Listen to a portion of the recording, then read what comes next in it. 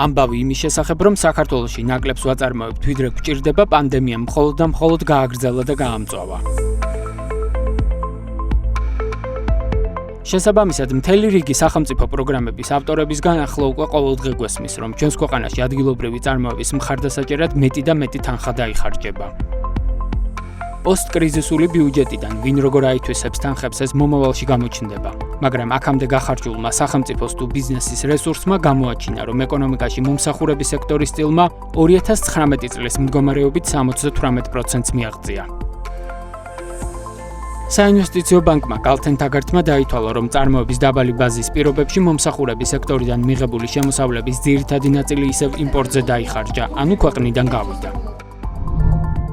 მაგალითად 2019 წელს ტურისტების მიერ დახარჯული 3 მილიარდ 300 მილიონი დოლარიდან საქართველოში მხოლოდ 1 მილიარდ 300 მილიონი დარჩა. ამიტომ ამ თემაზე მომზადებული კვლევის ავტორი ფიქრობს, რომ ეკონომიკის სხვა დარგებს მეტი დრო და თანხა უნდა დაეთმოს. სერვისი აუცილებელია და სასახად ტურიზმი გააგრძელებს ასე ვთქვათ ლოკომოტივის როლის თამაშს ეკონომიკაში, მაგრამ ხორნა წავახალისოთ უფრო მეტად სხვა დარგები, რომელსაც უფრო მეტი ექსპორტის პოტენციალი აქვს. დავაიდენტიფიცირეთ რამდენიმე სექტორი, როგორც არის მაგალითად მშენებლობის ინდუსტრია, სადაც ხედავთ, რომ დაახლოებით 400-500 მილიონი დოლარის წარმოების პოტენციალი გვაქვს ჩვენ ადგილობრივ ბაზაზე დაყრდნობით და ასევე თუ შევხედავთ იგივე სოფლის მეურნეობას, აქაც იგივე მოცულობის დაახლოებით 450 მილიონ დოლარამდე საუბრობთ. ყველაფერი, რაც ანალიტიკოსების მხედველობის არეში მოექცა, ხელის გულზე ჩანს წარმოებებში. კულა ქართულ საკონსერვო ბიზნესში ლიდერია, თუმცა ადგილობრივ მოთხოვნას მაინც ვერ აკმაყოფილებს. არც მუშახელი ყოფნის და არც საინვესტიციო გარემო, რომ მარტივად დაფაროს იმპორტისთვის თავისუფალი სივრცე. საკონსერვო ქარხნის დირექტორი იმ ფაქტორებზე საუბრობს, რაც ხელშეწყობისთვის ადგილობრივ წარმოება სჭირდება. ფერმერებს უნდათ მეტი დახმარება, წარმოებებს უნდათ მეტი დახმარება, რომ ის ქართულმა ფერმერმა რომ მოიყვანოს პროდუქცია, იცოდეს სად ჩააბარებს და გადაამუშავებს და იმ წარმოებასაც ჰქონდეს იმის გარანტია, რომ იმ ქსელში არ მოსთხოვენ დამატებით გადასახადებს, დამატებით წნეხს სახელმწიფო ამაში უნდა დაეხმაროს, რომ მაქსიმალურად ქართულს შევუწყოთ ხელი და მივცეთ იაფი კრედიტები, მივცეთ ის გრანტები, რომელიც შემოდის საქართველოში. კიდევ რა არის საჭირო ადგილობრივი წარმოების ხელშეწყობისთვის? თუ საექსპორტო პროდუქტებზე გავაკეთებთ აქცენტს, წამყვან პოზიციებს ღვინო და ალკოჰოლური სასმელები ინაწილებენ. თუმცა როგორც თბილ ღვინოს გენერალური დირექტორი აღნიშნავს, ამ სექტორს წარმადობის გაზრდის რესურსი ისევ აქვს და სწორედ იმ პრობლემას აწყდება, რაც სოფლის მეურნეობის დარგის არაერთ წარმომადგენელს აწუხებს. ფილმის საწვდომობა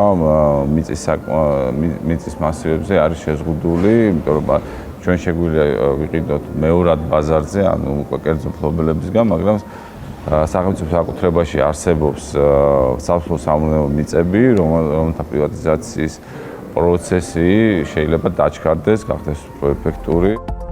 მიწების კონსოლიდაცია, რომ აგრარულ სექტორში ერთ-ერთ მთავარ გამოწვევად რჩება, ეს Galt Taggart-ის კვლევაშიც ჩანს, რომლის მიხედვით საქართველოში მეურნეობების 73%-ს 1 ჰექტარზე ნაკლები მიწის ფართობი აქვს.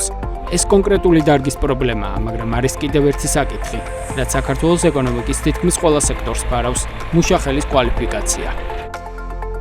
საქართველოს სამუშაო ძალის რეიტინგი გლობალური კონკურენტუნარიანობის ინდექსში 151 ქვეყანას შორის ადგილებს მხოლოდ ბოლო პოზიციებზე ინაწილებს და ეს ინდექსიც რომ არ იყოს 400-ზე მეტი კომპანიის მაგალითზე, რომელთაც დღეს საქართველოს ბიზნეს ასოციაცია წარმოადგენს, ორგანიზაციის აღმასრულებელი დირექტორი ამბობს, რომ შესაძლოა კოვიდის პანდემიის ფონზე ჩინეთში თავმოყრილმა წარმოებებმა ჩვენს ქვეყანაშიც იპოვონ ადგილი, მაგრამ პროფესიონალი კადრების ადგილზე მოძიება გაუჭირდებათ.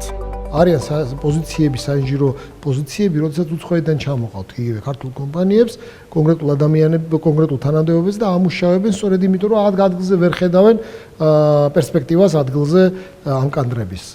ეს არის პრობლემა. ყველა ბავშვი მიდის ბიზნეს ადმინისტრირებაზე და მიდის იმაზე, რა ქვია, სამართალზე ან ჟურნალისტიკაზე, მაგალითად თქვენ როგორც ხართ. არც არსებული ინტელექტუალური რესურსი, მცირე მიწიანობა ან კოვიდი უშლის სახელმწიფოს ხელს, რომ დევიზით აწარმოეს საქართველოში პროგრამების დაფინანსება გაზარდოს და ისეთი იდეებიც გააგრძელოს, რომელთაც წარსულში დიდი წარმატება წილად არ ხვდათ. მაგალითად, საკრედიტო საგარანტიო სქემის ბიუჯეტი, რომლითაც გასულ წელს არავინ ისარგებლა, 20-ის ნაცვლად 330 მილიონი ლარი იქნება და როგორც სააგენტოში ამბობენ, პირველ ბენეფიციარს უახლოესი პერიოდი გამოავლენს. ახალი სტრატეგია წარმოებაშია.